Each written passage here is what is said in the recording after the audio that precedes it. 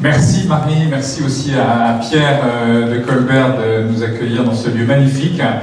Toujours un grand bonheur de revenir dans le sud. Moi je ne suis pas originaire tout à fait du sud, je suis originaire de Lyon, mais cette région je la connais bien, j'y suis beaucoup venu quand j'étais plus jeune. Je connais bien la Grande Motte, j'ai fait des fêtes quelquefois avec des amis, je garde de très bons souvenirs. Et c'est toujours un grand bonheur de revenir ici, il fait toujours beau, presque, en tout cas quand je viens. Donc je viens vous parler effectivement du réveil citoyen. Le réveil citoyen, on l'a lancé pour la première fois le 11 octobre sur Europe 1. Nous étions 100 à l'époque, issus de toutes les catégories socio-professionnelles. Et le réveil citoyen, eh bien, il a eu lieu depuis, puisque nous sommes pratiquement 10 000 aujourd'hui en France, ce qui fait de nous un des tout premiers mouvements politiques français. Europe Écologie des Verts, qui existe depuis très longtemps, revendique 10 000 adhérents, donc nous sommes pratiquement aussi gros qu'Europe Écologie des Verts. Nous sommes 5 fois plus gros que le Front de Gauche. Donc on est un parti qui compte aujourd'hui dans le paysage politique français. Le constat qu'on fait et qui nous a amené à lancer ce mouvement, c'est un constat que vous partagez probablement, c'est d'un côté un pays qui a un potentiel considérable, qui a tout pour réussir dans la mondialisation en particulier. Moi j'ai eu la chance pendant des années de me battre avec des Français aux 4 coins du monde. Je suis parti à l'âge de 27 ans avec 10 000 €.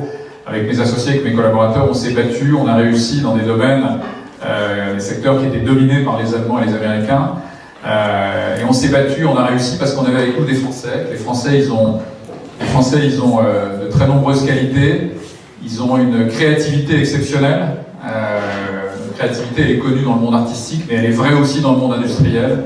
Elle est souvent méconnue. On oublie qu'on a co-inventé l'aviation avec les Américains, qu'on a co-inventé l'automobile, qu'on a inventé le cinéma. Je suis lyonnais, donc je me souviens bien de l'histoire des frères Lumière. J'avais même un voisin qui était un petit-fils de Louis Lumière et qui m'a donné à l'âge de 12 ans un petit bout de pellicule qui était le premier film jamais tourné au monde, et une façon de me dire, toi aussi tu peux peut-être un jour avec tes idées innover et porter tes idées aux 4 coins du monde. Donc on a une vraie capacité, une vraie créativité, on a une capacité à maîtriser la complexité. Les développeurs informatiques français sont parmi les meilleurs du monde et les meilleurs de la Silicon Valley. Et puis on a aussi une vraie capacité de travail, une vraie capacité d'engagement. Moi j'ai des collaborateurs dans tous les pays du monde, des Américains, des Allemands, des Hollandais, des Anglais. À 6h du soir il n'y avait plus personne. Les Français à 7h, à 8h, à 9h ils travaillaient encore très souvent. Donc on a une vraie capacité d'engagement, une vraie capacité de travail, malgré les 35 heures qui donnent de la France et des Français une image qui est fausse, de gens qui sont des fainéants, qui n'ont pas envie de travailler. C'est pas vrai, les Français ils ont envie de travailler. Et donc quand je vois le taux de chômage, les 5 millions de chômeurs que connaît le pays, 177 000 chômeurs de plus l'année dernière, 9 millions de Français qui vivent sous le seuil de pauvreté, 150 000 allocataires de plus du RSA l'année dernière, je suis scandalisé parce qu'on a absolument tout pour connaître à nouveau le plein d'emploi, tout pour réussir à nouveau. On vit en plus dans un pays formidable, la marque France fait rêver le monde entier. Il suffit de le dire ici à Montpellier, ce château magnifique. On a la chance d'avoir en héritage cette marque qui fait rêver le monde entier, un monde qui a les moyens en plus de se payer un morceau de France. Aujourd'hui, quand vous parlez de la France à un étranger, il a les yeux qui brillent.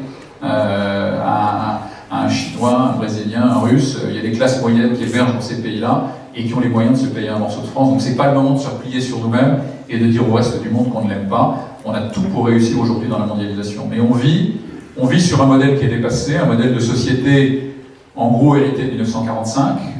À l'époque, il fallait reconstruire le pays, donc il fallait donner les pleins pouvoirs à l'État, mais il fallait que l'État se désengage avec le retour de la prospérité, et c'est pas ce qui s'est passé. L'État, au contraire, il a renforcé son pouvoir au fil des ans. Je ne sais pas si vous connaissez ces chiffres, mais en 1974, qui est la première année de 40 années successives de déficit, le poids de la dépense publique dans le PIB, c'était 40%. Là, on est à 57%. 17 points de PIB supplémentaires en 40 ans. C'est l'équivalent, du coup, pratiquement de l'État régalien, de l'État central, l'éducation, la défense, la sécurité.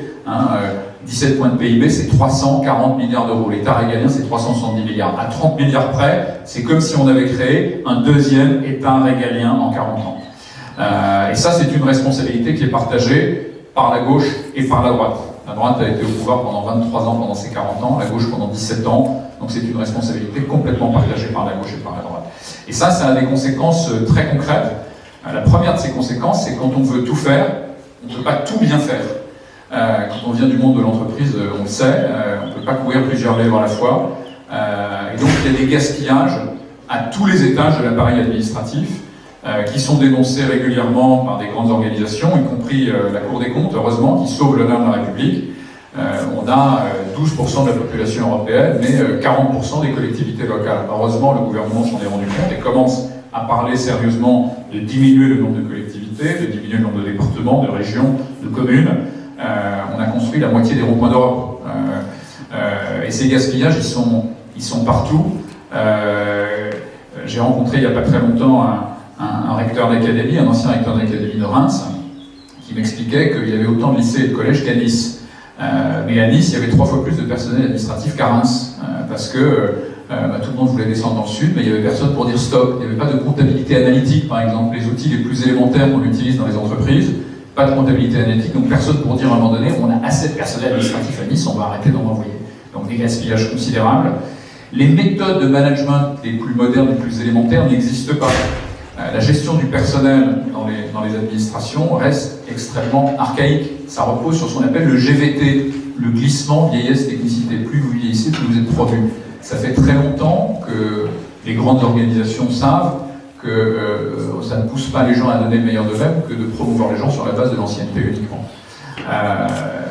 Donc les méthodes de management les plus modernes n'existent pas de contrôle de gestion, pas de comptabilité analytique, pas de méthode moderne de gestion des ressources humaines, donc des gaspillages extrêmement nombreux, un État qui a besoin de moyens considérables et qui, pour disposer de ces moyens, eh bien, va lever des impôts en quantité considérable aussi. Et donc c'est la surfiscalité qui touche tout le monde, y compris les plus modestes. Moi j'ai croisé des gens à Grigny dans l'Essonne qui gagnaient 20 000 € par an et qui payaient 4 000 € de taxes foncières et de taxes d'habitation. Y compris les gens les plus modestes payent beaucoup d'impôts.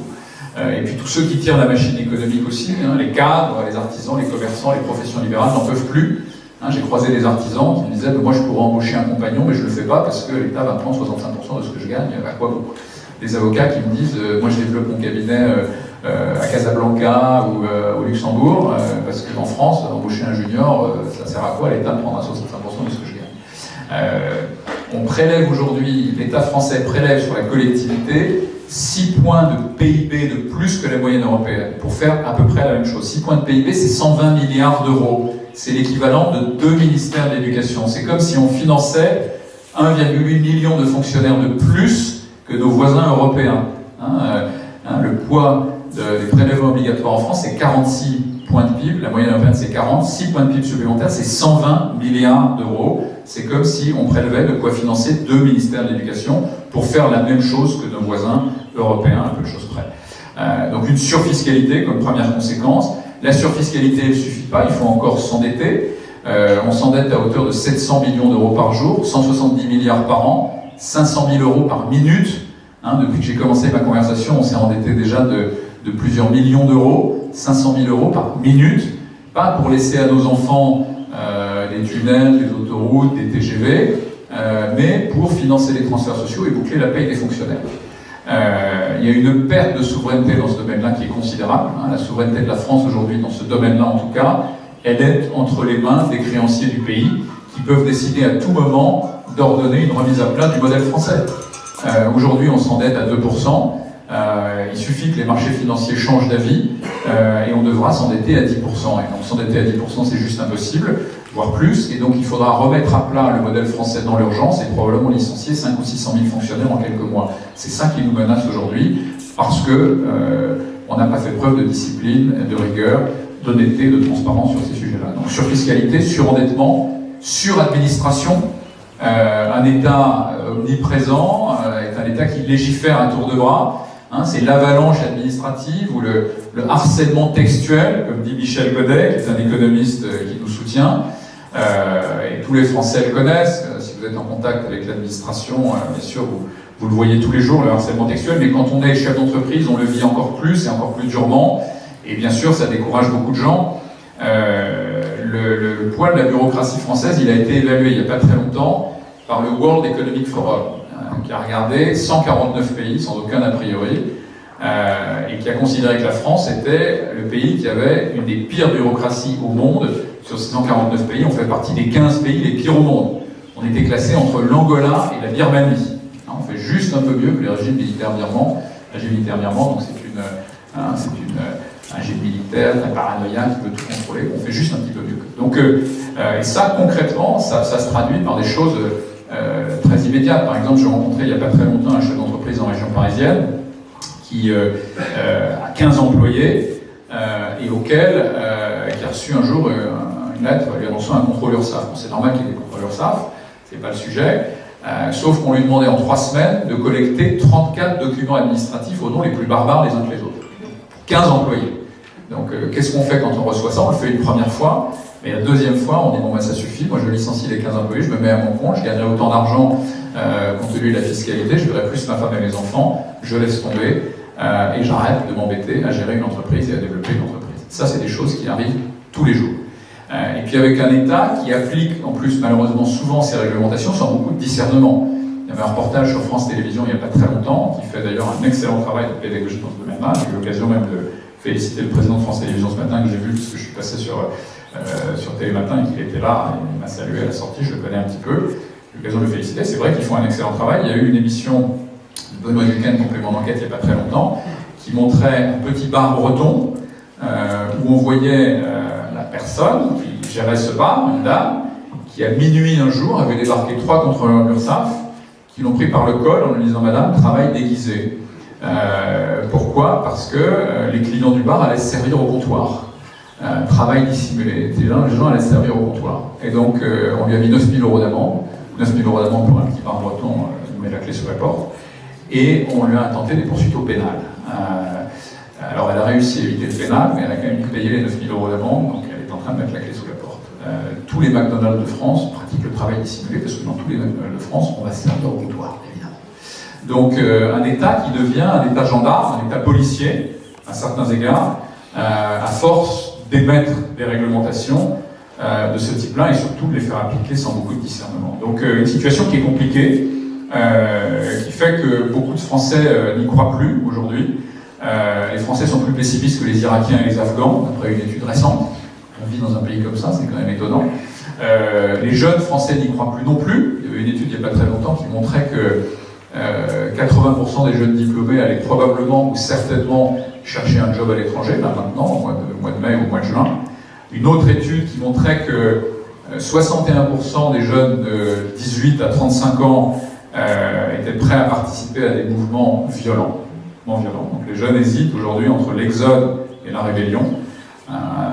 Donc une situation qui est compliquée, et puis les Français bien sûr se réfugient au moment des élections dans le vote extrême ou le vote populiste ou l'abstention, on l'a bien vu au municipal et malheureusement on le verra probablement aussi aux européennes. Donc une situation qui est préoccupante et qui donc nous a amené, on était une centaine de citoyens encore une fois au mois d'octobre, à dire on peut essayer de faire les choses différemment, il faut que la société civile reprenne les choses en main et fasse finalement ce travail que les partis de gouvernement n'ont pas fait, de proposer un programme de réforme assumé du pays, en sortant du déni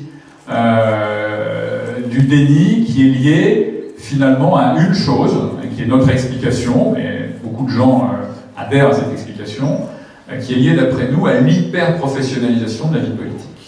Si on est dans cette situation aujourd'hui, d'un pays bloqué, qui n'arrive pas à se réformer, qui n'arrive pas à évoluer, c'est que la vie politique française, la classe politique est dominée par des professionnels de la politique qui ne sont plus du tout dans des logiques de mission, qui ne sont plus du tout à chercher à servir l'intérêt général, mais beaucoup plus à se servir et à travailler à leur réélection à tout prix.